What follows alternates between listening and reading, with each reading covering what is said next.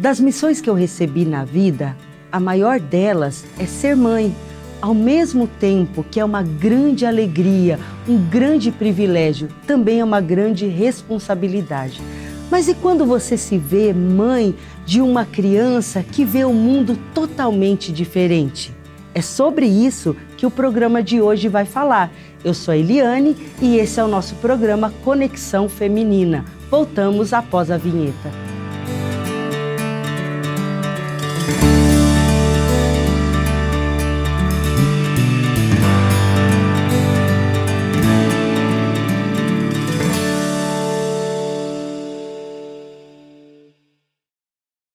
Estamos de volta, eu sou a diaconisa Lu Clemente e hoje também vamos estrear um quadro que tem como título Papo de Mulher. E nesse quadro nós vamos abordar vários assuntos de mulher. E para estrearmos hoje, vamos falar nesse Papo de Mulher, nós vamos mergulhar no universo do autismo. E nós temos duas convidadas, a Ju, que é mãe do Samuel, que é um autista, e a Ká, que é psicóloga e trabalha nessa área. Então, o que nós fizemos? Nós vamos abordar a mãe e a profissional, porque muitas vezes a gente foca muito na criança, no filho, no adulto que tem o autismo, mas nós queremos saber como as mães, tias, mulher de um modo geral age quando ela recebe esse diagnóstico. Mas para começar, vamos apresentar as nossas convidadas. Ká, pode falar, por favor? Meu nome é Karina, né? Eu sou psicóloga, né, há um tempo, trabalho com crianças autistas há alguns anos, não só com crianças autistas, com outras deficiências também, né, e tenho tido a oportunidade, né, de atender algumas mães. E estamos aqui para tentar dar um pouquinho de informação. Ju? Lu, Ká, tudo bem? Bom estar aqui com vocês. Bom estar aqui com você também aí de casa. A gente se conhece um pouco, espero que sim, né? Do Inclusão Entrevista.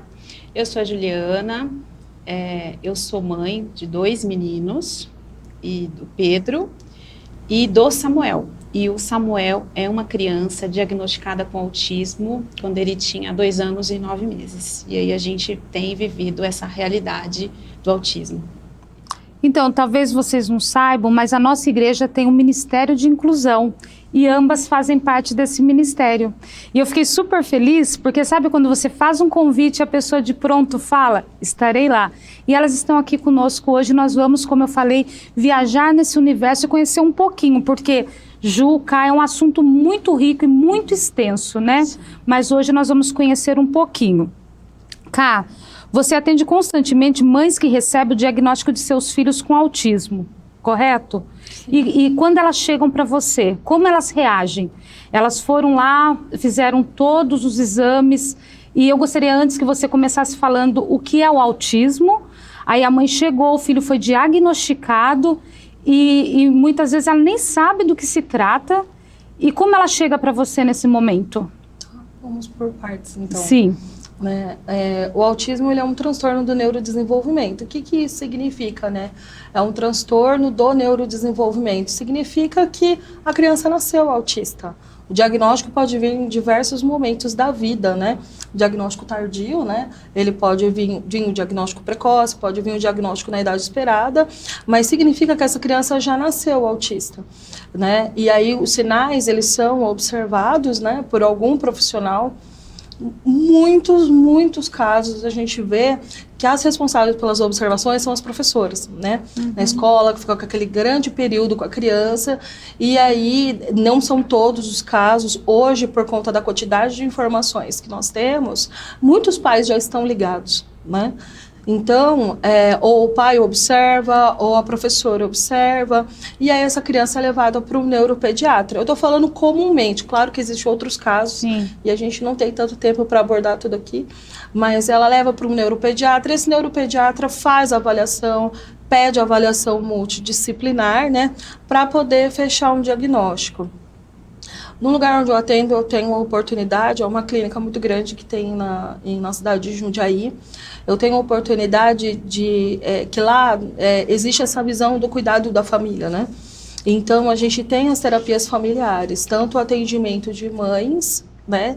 Eu realizo alguns atendimentos, temos outros psicólogos que realizam alguns atendimentos, como também tem o grupo, né? Tem a roda de conversa das mães de crianças atípicas, e ali tem as mães tanto de autistas quanto mães de crianças com outras deficiências. E quando essa mãe chega no consultório, né, geralmente foi porque alguém disse para ela, olha, acho que você está precisando de fazer alguma terapia para você. Graças a Deus, muitas mães têm tido essa consciência de procurar uma ajuda, né? No caso dos atendimentos, né, muitas mães se veem em um momento, quando a notícia chega, né, o diagnóstico chega, a suspeita já né? A suspeita já traz uma angústia, Sim. né? E aí, quando essa mãe recebe um diagnóstico ou vem a suspeita, geralmente a mãe tem um olhar, assim, quando ela recebe, né, a notícia da suspeita, e aí essa mãe, o que acontece com ela, né? É um abalo para a família. Sim. É uma questão para a família, assim, a ser muito trabalhada, e uma surpresa que geralmente a família não está esperando, né? Então, o que acontece nesse tempo, né? Acontece essa fase que todo mundo chama de luto, Sim. né? E muitas pessoas, infelizmente, não acreditam, né? Uhum. Para qualquer diagnóstico Sim. fixo de um filho, né? Uhum. Acontece essa fase do luto. Por que o luto? Porque perdeu-se, morreu um plano. Uhum. Perdeu-se algo ali. Que algo foi esse? Um planejamento, uma visão de futuro com uma perspectiva diferenciada, né? Muitas mulheres não querem ser mães, mas aí ela foi mãe, ela aceitou e ela recebeu esse diagnóstico. E aí acontece tudo isso, né? Então imagina como que é para essa mulher que se vê num momento que recebe um diagnóstico e... Tá, vamos lá, geralmente o marido trabalha fora e essa mulher tem que vestir uma camisa que ela não sabia que ela tinha que vestir, né? Sim. E aí enfrenta uma realidade que ela se vê o filho tendo que participar de diversas terapias, fazer outros exames. A gente não tem como entrar muito no assunto de comorbidades, né? Porque aí, junto com o autismo, tem as características que são do autismo. Esse ano, né, entrou mais novas características que pertencem ao autismo em si, né? Independente do nível de suporte. E aí, também tem questões de comorbidade. Tem crianças que são diagnosticadas com autismo e já tem comorbidades Então, tudo isso é uma surpresa muito grande. Essa mãe chega no consultório, geralmente angustiada, e precisando de viver esse passo a passo, elaborar o que ela necessita para continuar firme, para ela continuar. Sim, entendi. É uma surpresa mesmo, né? E muitas vezes você ouve elas falando assim, qual será o futuro, como será o futuro do meu filho, e vocês se procuram mesmo dar esse apoio, porque a rede de apoio é muito importante nessa hora, não é? Uhum. Ô Ju, você já falou, mas repete para nós, com quanto tempo vocês descobriram o diagnóstico do Samuel? O diagnóstico, quer dizer, o CID, veio com 2 anos e 9 meses. Sim. E como foi para você? Mas, assim, a investigação clínica demorou 9 meses. Ah, tá. Né? Então, foram 9 meses. Os 9 meses foram angustiantes, né?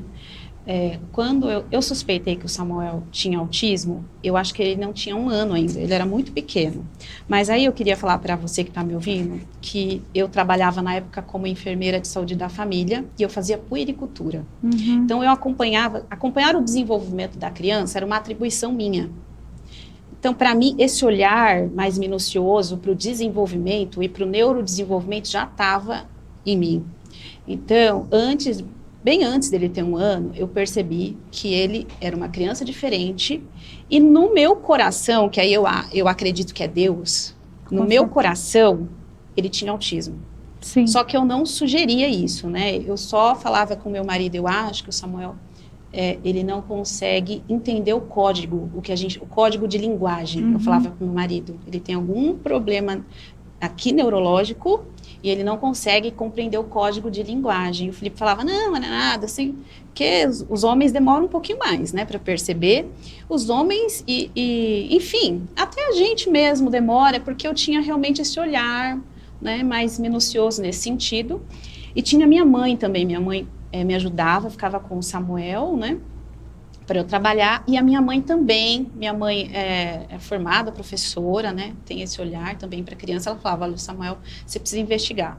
Fora isso, todo mundo falava que ele não tinha nada. Minhas colegas fono, psicólogas, todos os meus amigos, médicos, o pediatra que eu levava ele, todo mundo falava que ele não tinha nada, que era coisa da minha cabeça, né, aquela coisa que a gente escuta, né, o pediatra, sim, então, ele fazia questão de desconstruir isso em mim, ele falava, não, dá um leite com não sei o que para ele, não, você está comparando ele com Pedro, assim, é uma coisa que a gente escuta, né, e eu acho que é impossível você não comparar seu filho com outras crianças, ponto, esse é um problema. Quando a gente fala não compare, é impossível, a gente acaba comparando, porque os pares, quando eles estão juntos, da mesma idade, eles têm, a gente espera olhar para eles e ver um desenvolvimento, e os pais acabam olhando, não tem jeito, todo mundo vai comparar, mas a gente treina a mente da gente para não comparar, eu acho, sim, que é isso. Então, como eu tinha 2 filhos, tal, e eu era enfermeira, e isso fazia parte da minha vida, eu treinava a minha mente para não comparar. Então, eu sabia, o Samuel é um, Pedro é outro. Mas, enfim, quando eu conversava com o médico, ele falava que ele não tinha nada. Até eu conversar com uma amiga que foi trabalhar comigo, uma neuropsiquiatra, né, mestre em neuropsiquiatria, foi a única pessoa que eu conversei, e ela falou, Ju, eu acho melhor você investigar o Samuel. E aí ela me deu algumas diretrizes, e eu fui atrás de uma neuropsiquiatra infantil, que eu demorei muito para encontrar uma que atendesse o Samuel. Na idade dele, ele tinha menos de 2 anos. Era um bebê. É muito difícil você achar um profissional que tem essa especialidade, que, sim, atende uma criança tão pequena e consegue investigar. Eu consegui achar, ele já tinha 2 anos, e ela começou a investigar ele. E foram 9 meses, faz exame, foi entubado 2 vezes para fazer eletroencefalo, para fazer o Bera, que é um exame que vê se o som está chegando no cérebro, como é que está acontecendo isso. Enfim, foi vários exames, até que chegou o diagnóstico de autismo mesmo, né? E aí a gente senta na frente do médico e o médico te dá um monte de encaminhamento, são 500 mil, né? A gente olha assim, a gente que é mãe, né? Você tem que ir agora neuropsicólogo, psicólogo, terapeuta ocupacional, otorrino, psiquiatra, você vai, sabe? E você fala assim, meu Deus, o que é isso, né? Então, essa parte foi difícil, né? Eu acho que, para mim, inicialmente, foi como Pedro andando sobre as águas. Sim. Sabe quando Pedro começa a andar sobre as águas e que ele está tranquilo? Sim. A primeira coisa que eu senti foi paz e alegria, sem brincadeira. Acredito. Quando na minha mente surgia, o Samuel tem autismo, eu sentia paz, muita paz e alegria. Mas quando a mulher me deu os papéis, parece que o vento bateu. E você afundou. E quando o vento bateu, eu afundei, e não foi qualquer afundada, eu afundei fundo. É que o medo veio, né, Ju? Veio, o vento bateu, e aí eu entrei em depressão e eu tive vontade de morrer, assim. Eu queria morrer porque o que eu pensei? Eu pensei, a culpa é minha. Sabe aquela, nasce uma mãe, nasce um sentimento de culpa? Sim. E foi a culpa que me afogou. Eu falei, se meu filho tem alguma coisa, só pode ser culpa minha. Assim, eu olhava assim, na gravidez eu tinha que ter parado de trabalhar, comecei a pensar um monte de coisa. Por que eu fiz isso? Por que eu não deixei de fazer aquilo? Os porquês da vida, né? A culpa é minha, com certeza a culpa é minha. Se ele não se desenvolver, a culpa é minha. E aí eu entrei numa depressão e precisei afastar, precisei me tratar, né? Mas aí Deus mesmo que me tirou da depressão. É Ele que tira. Foi um milagre também, sim. Foi uma experiência, assim, sobrenatural com Deus. E não foi uma coisa rápida. Não foi uma coisa muito demorada, não. Vocês que estão nos acompanhando, hoje vocês veem, né, a Ju, uma mulher forte, determinada, e às vezes você nem sabia da história dela. Quantas pessoas estão vendo-a pela primeira vez? E a importância desse programa, né, desse quadro Papo de Mulher, que eu gostaria até que vocês ficassem sempre até o final, porque nós vamos ver o final da história, o andar da história, e como, com a ajuda de Deus, com a ajuda dos terapeutas, dos psicólogos, a gente consegue sim, né, ter uma vida normal, vamos dizer assim, porque a vida segue, não é? E o Senhor nos capacita para que a gente continue caminhando sobre as águas, né, Ju? Em nome de Jesus. Cá, como você procura? A Ju recebeu lá o diagnóstico, ela falou todo esse processo que ela passou e chega uma mãezinha igual a Ju lá atrás. Chega lá no consultório e para na sua frente. A mãezinha que começou a afundar lá no mar. O que você faz, o que você fala para poder ajudá-la? Aí eu vou falar de uma maneira geral. Pode eu falar. Não posso citar uma mãe, porque é antiético. É isso. Mas o papel do psicólogo, nesse caso, observar todos os sinais dessa mãe, tentar compreender essa história, né? E ver aonde essa mãe precisa de ajuda e de lucidez, né? Para enfrentar tudo isso. Não que uma mãe não seja lúcida, tá? Não é isso. Mas como a própria Ju falou da experiência dela, né? Qual é o desejo? Eu ouvi uma vez de uma mãe, que não é minha paciente, mas tive a oportunidade de conhecê-la, que ela, quando ela recebeu o diagnóstico, ela teve raiva. E a raiva dela foi dizer, eu não quero essa criança para mim. Né? E aí a gente olha com um olhar agora, sem julgamentos, né? Sim. Porque eu acho que é muito fácil julgar, né? Só quem está passando ali que sabe, né, o que é. E aí olhando sem julgamentos mesmo, né? O que a gente faria no lugar dessa mulher, né? E aí essa mulher, ela chora, né, no relato dela, e ela fala, eu não quero essa criança para mim. E aí, automaticamente, vem o pensamento, né? Eu quero ela para mim, sim. Porque ela é minha filha, e ela é a pessoa mais linda desse mundo. E aí, automaticamente, vem o que a gente chama de culpa materna. Culpa materna, ela é real. A gente se sente culpada. Eu tenho 2 filhos. E a gente se sente culpada por tudo, né? Quando uma mãe recebe um diagnóstico, não é diferente. É claro que ela vai sentir culpa. Sim. Porque a gente é esse poço de hormônio, que a gente pensa em 30 janelas ao mesmo tempo e a gente consegue manter todas elas abertas e conseguimos fazer diversas coisas, né? É comum da mulher, né? O papel do psicólogo é tentar ajudar essa mãe a organizar tudo isso, né? O papel do psicólogo é tentar levar uma clareza para essa mulher, para que ela enxergue que ainda há vida, Sim. né? E enquanto há vida, há trabalho a ser feito. Como esse trabalho será feito? Então, foi feito um plano, né? Em muitos casos, como a própria Ju falou, eu acho muito rica essa fala, né? Eu senti alívio. Porque se sente alívio porque você descobriu o que é. Descobri, nossa, acabou a luta da procura, né? Mas aí vem a surra, né? A surra daquele monte de coisas que nós teremos que fazer. E o ideal é fazer como família. Muitas mães não têm rede de apoio, né? Então, essa mãe que, independente dela ter rede de apoio ou não, que procura uma ajuda, né, para cuidar da sua saúde mental, em primeiro lugar, essa mãe, ela deu um passo muito importante na vida dela, né? Esse passo, eu acredito muito no poder de Deus, eu acredito em milagres. E eu também acredito que Deus usa os profissionais, porque nós vemos milagres no consultório todos os dias, né? Muitas pessoas reconhecem o poder de Deus em suas vidas, né? E o que o psicólogo sempre procura fazer é fazer com que essa mulher consiga enxergar que ela tem outros caminhos a seguir. Sim, com certeza. E que esses caminhos, eles podem ser caminhos muito abençoados, eles podem ser caminhos saudáveis, podem ser bons caminhos, independente da realidade que ela esteja. E eu gosto muito disso. Eu gosto muito dos outros planos. A gente tem um plano, esse plano, ele não deu certo. Existem pessoas que são extremamente planejadas, tá? Mas a pessoa que está ali, ela está dando o passo para se permitir viver algo novo, por mais que seja uma vida aí, né? Com terapias, exames, terapia, avaliação, reavaliação e tudo mais, ela está se permitindo, dentro de toda essa realidade, enxergar uma outra realidade para si. Verdade. Muito esclarecedor, muito.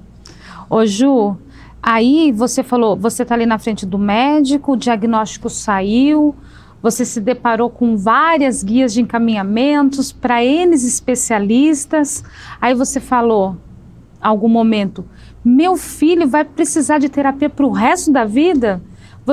Isso ainda hoje é uma preocupação para você? Como você lida com isso hoje? Tá. Sim. Eu acredito que isso é comum acontecer no coração de toda mãe, de todo pai, todo vovô, toda vovó, enfim. Sim. Toda aquela pessoa que tem carinho, tem aquele amor por aquela criança, né? A gente fica angustiada, é uma angústia mesmo. É uma angústia, assim, que pode tirar o sono e a paz da gente, né? Meu filho, o futuro do meu filho, né? Ele vai precisar de tudo isso. E sim, isso foi uma preocupação na minha vida, muito importante. Hoje já não é mais. Já faz tempo que não é mais. Né? Eu escrevi um texto sobre isso e também é uma experiência que eu tive com Deus. Né? Eu escrevi, chama Eu, o Autismo e a Rocha, tá lá no Café com Marrom, que é um blog que eu tenho, que eu escrevo. Então, se você nunca leu, nunca foi lá, vai lá, que eu costumo compartilhar algumas experiências minhas com Deus lá. E, em particular, eu tive esse momento com Deus, que Deus tirou isso de mim, de uma forma, assim, que eu não tenho. Mas, eu repito, isso é uma obra divina no meu coração. Porque o comum e o esperado é que você fique com essa perturbação, porque é perturbador.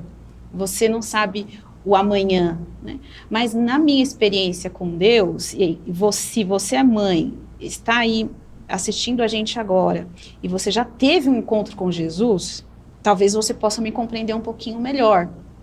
Se você não é, eu convido você a encontrar Jesus, né? Porque esse Deus que cuida do amanhã da gente, é o Deus que cuida do amanhã dos nossos filhos. E essa preocupação toda que a gente tem hoje, ela não faz o menor sentido, porque a gente não sabe do amanhã. A gente não sabe eu não sei se eu tô aqui amanhã. Sim. Entendeu? Então, às vezes, a gente está tão angustiada com hoje, tão angustiado com hoje, mas você não sabe nem se você vai terminar esse dia hoje, porque a gente não sabe do futuro.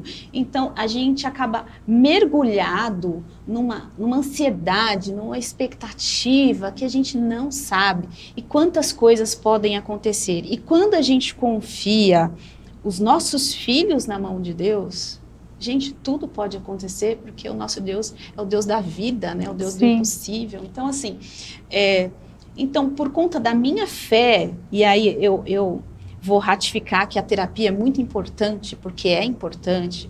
Então, às vezes, a gente sozinho não tem condições de elaborar essa sobrecarga, porque é uma sobrecarga, né? Então, a mulher, às vezes, se perde quando ela tem esse diagnóstico e existe toda essa demanda em particular desse filho. Às vezes ela deixa o outro filho de lado, deixa o marido de lado, deixa ela mesma de lado, assim, é muita coisa para elaborar. E eu vou ratificar isso que a Karina falou, que é muito importante. Busque ajuda profissional se você tá e não está conseguindo elaborar a sua própria vida, porque isso é adoecedor. Adoece a pessoa e adoece a família, que é um núcleo social muito importante, né? Mas, no meu caso, eu encontrei em Cristo todas as respostas que eu busquei. E as respostas que eu não tive, eu também encontrei paz nele. Então, hoje eu não tenho essa dificuldade e nem algumas tantas outras. Por quê? Porque eu sei que ele cuida de mim, ele cuida dos meus filhos, ele me deu meus filhos. Os meus filhos não são meus, o Samuel é dele, né? E eu cuido dele da melhor forma que eu posso, porque ele é um bem, né? É uma herança do Senhor, mas que eu vou devolver, né? Eu devolvo ele para o Senhor. Então, assim, eu tenho essa consciência dentro de mim, e essa consciência me faz descansar em paz. Eu não tenho nenhuma perturbação nesse sentido, eu estou tranquila, e eu confio o futuro dele ao Senhor. Isso já faz algum tempo já. Hoje o Samuel tem 11 anos, e ele precisa de pouca ajuda, pouco suporte, né? Não era assim, mas hoje é assim. Ele precisa de ajuda? Precisa. É desgastante ainda? É bastante, bastante. Quem convive comigo, com ele, quem está ali perto, sabe que é uma segunda milha, uma terceira milha, às vezes uma quinta milha que a gente caminha. Mas eu confio em Deus, Deus proverá. Porque quando a gente lê na palavra do Senhor que ele diz, não vos preocupeis com o dia de amanhã, né? E é muito importante que a Ju falou que ela confiou no Senhor e ela buscou ajuda nos profissionais da saúde também, né?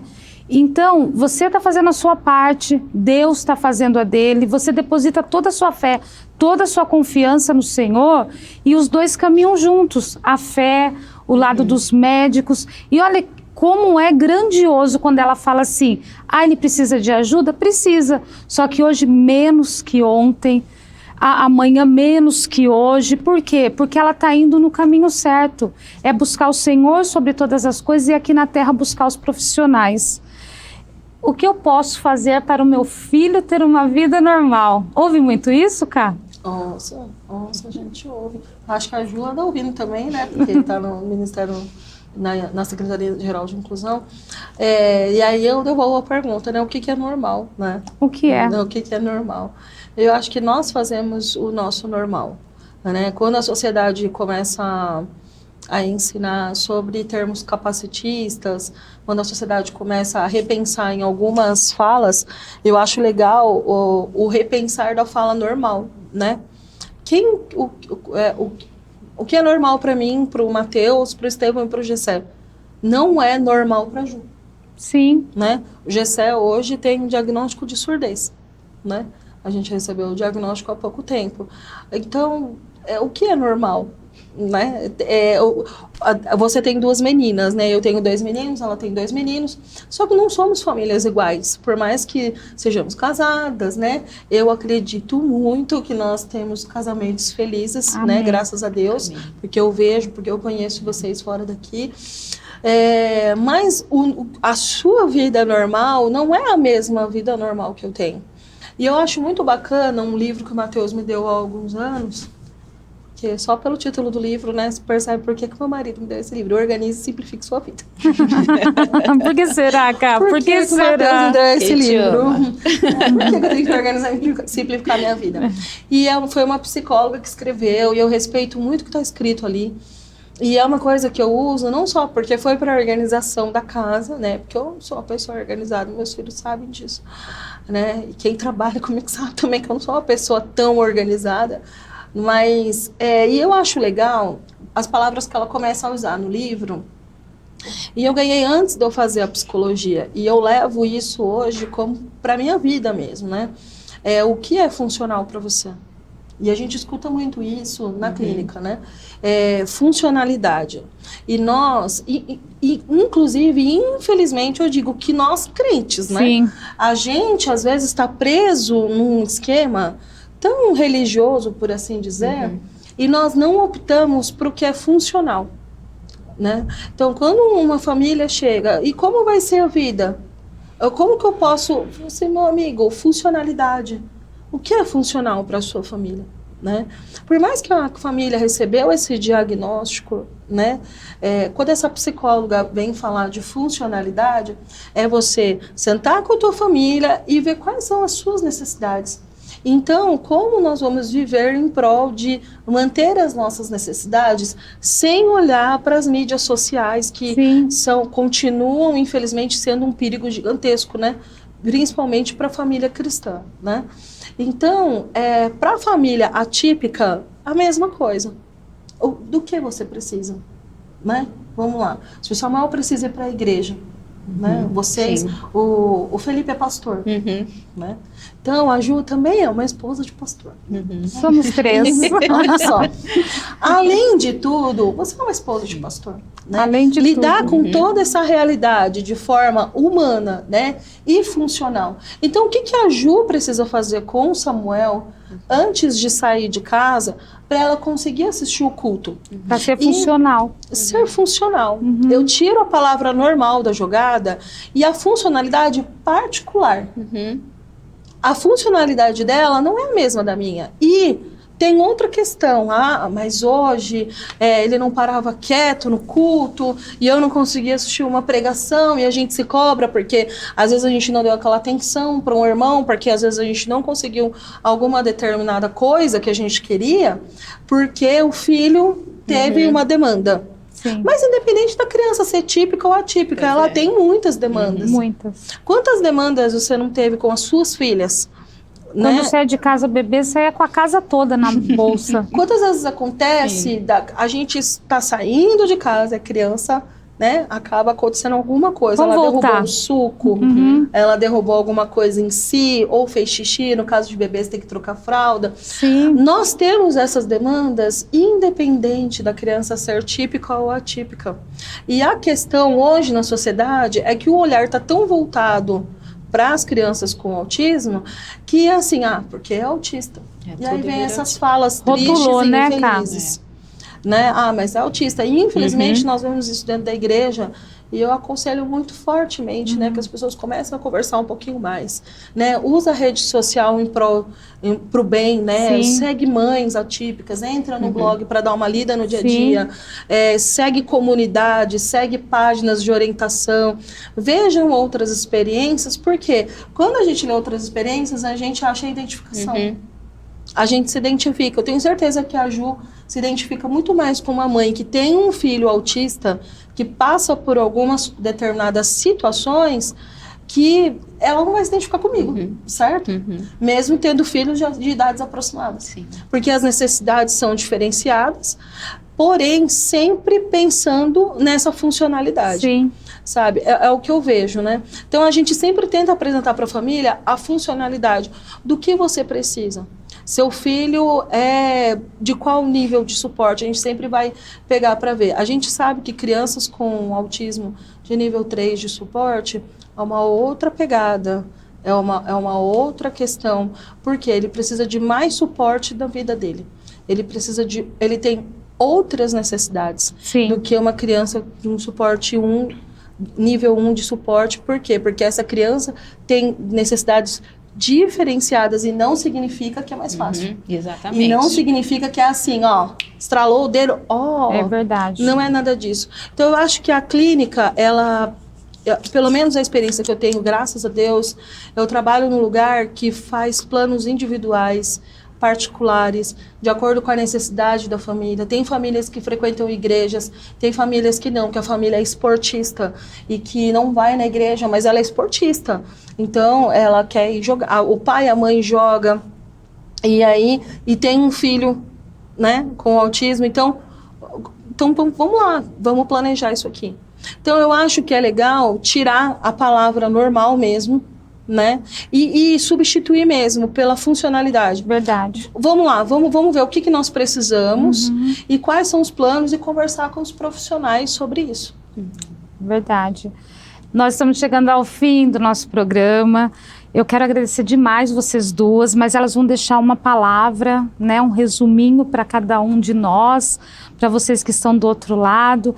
Eu tenho certeza que, eu sempre costumo dizer que a gente sai com 2 malinhas, né? Todos os dias de casa. Aí tudo que é bom a gente põe na malinha certinha, as outras a gente vai deixando pelo caminho.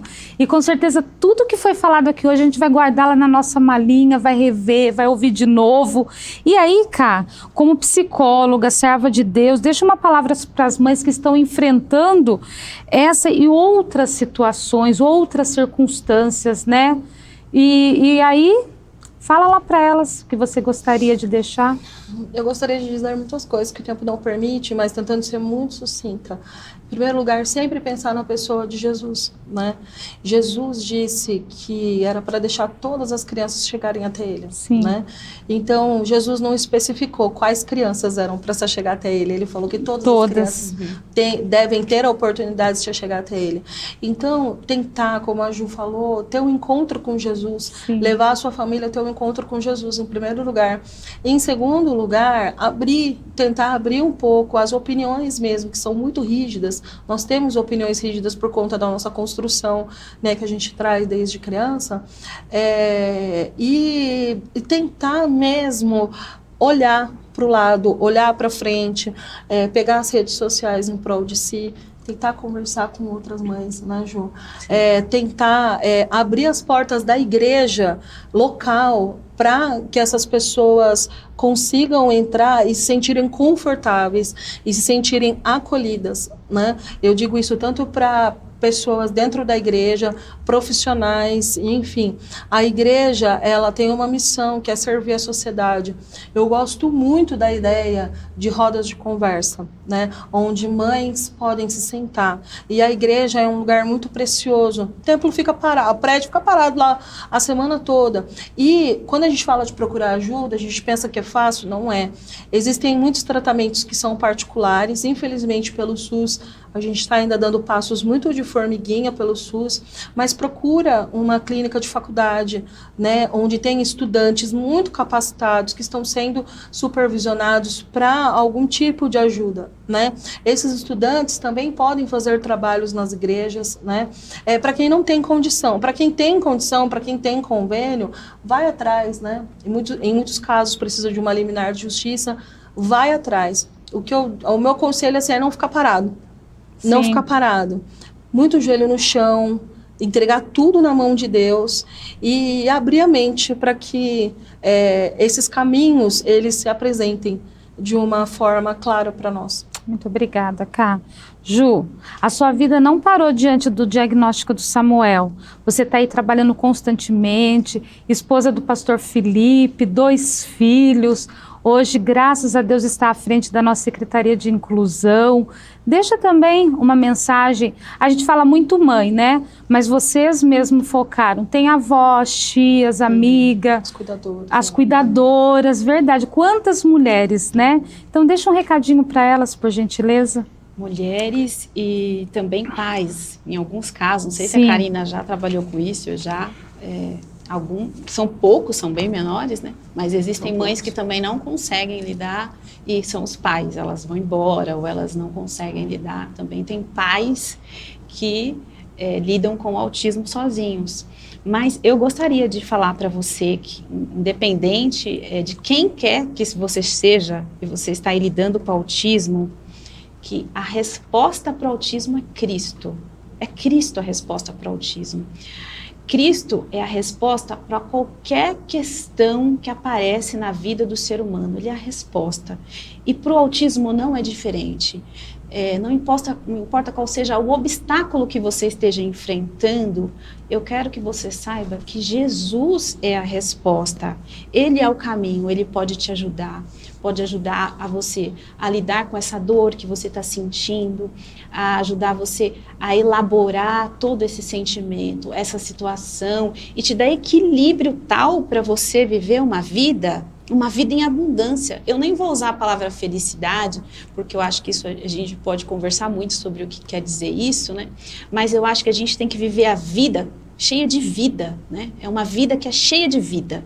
Então, se você quer viver uma vida cheia de vida com autismo, você precisa de Jesus. Se você está passando por um momento aí, de repente você não conhece Jesus, ou você conhece Jesus e está passando por um momento angustiante, porque isso também é muito possível, porque você precisa, às vezes, de tempo de elaborar isso. Procure alguém para te ajudar. Um conselheiro, alguém da sua confiança, pode ser um pastor, procure ajuda profissional. Às vezes, Deus usa assim, os anjos da profissão, aparecem anjos. Na minha vida eu falo, apareceu o anjo Miguel, que foi meu psiquiatra que me ajudou. Eu orei antes de ir no psiquiatra, eu falo, Deus mandou o anjo Miguel, e aí o anjo Miguel me ajudou. E assim, foi Deus que mandou ele, né? Porque as coisas que eu não estava conseguindo entender e elaborar, ele me ouviu um pouco e falou, Juliana, é isso e é isso. E aí eu fiz tudo o que ele falou. E aí eu consegui colocar a vida de volta no eixo rapidinho, na verdade. Então, muitas vezes Deus manda esses anjos profissionais, né? Já mandou anjos pediatras também na minha vida. Deus pode mandar anjos profissionais para te ajudar. Então, assim, confie em Deus. E um último recadinho, se é que é possível dar, porque eu penso muito na criança também. Às vezes a gente está tão afundado na nossa dor, né? A nossa dor de não ter o filho idealizado, a nossa dor porque muitas vezes a nossa cosmovisão é muito humanista, é muito secularizada. Então a gente quer que o nosso filho seja bilíngue aos 3 anos de idade, que ele fale 3 línguas, que a gente já sabe qual é o vestibular que ele vai prestar e qual é a carreira de sucesso que ele vai ter, né? Então eu queria falar para você, olha para a Bíblia, olha para aquilo que Jesus espera de você e da sua família e vai chorando, como diz a canção, né? Chorando e caminhando, né? E cantando a canção, vai seguindo a vida, porque essa criança, ela precisa muito de você, né? Para ela se desenvolver. E o tempo para ela é muito importante. Tempo é desenvolvimento. Sabe aquela frase que fala que tempo é dinheiro? Quando a gente fala de autismo, a gente tem que falar que tempo é desenvolvimento. Quanto mais tempo a gente perde, menos desenvolvimento a gente tem da criança. Então, procura ajuda para que você não perca tempo com o seu filho, porque tempo é desenvolvimento, e desenvolvimento para ele é vida. Muito obrigada. Eu quero agradecer nossas amadinhas que estiveram conosco, a Ká, a Ju. Quero agradecer muito vocês que estão conosco aí do outro lado. Quero pedir que vocês enviem, compartilhem esse programa de hoje com alguém que vocês sabem que tem algum autista ali, que está precisando ouvir essas palavras. Como nós falamos no começo, esse assunto é muito rico, né, meninas? Quem sabe vocês pedem aí para a gente ter a parte 2, né?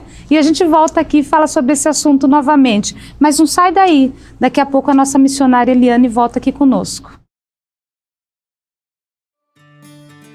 Chegamos ao fim de mais um Conexão Feminina e no quadro de hoje, Papo de Mulher, o nosso desejo é que tenha te ajudado, que de alguma forma essas mulheres que estiveram aqui estejam ajudando você a lidar com esse desafio diário e que o Senhor continue abençoando a sua vida.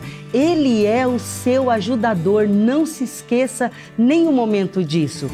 Eu peço você também que compartilhe esse programa, que deixe o seu like, que comente, que Deus te abençoe poderosamente e até o próximo programa.